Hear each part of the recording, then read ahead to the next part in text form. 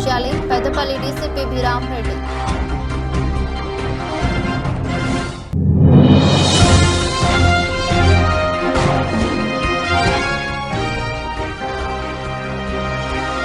రాష్ట్ర ప్రభుత్వం 47,000 కోట్ల బకాయిలను వెంటనే సింగరేణికి చెల్లించాలి.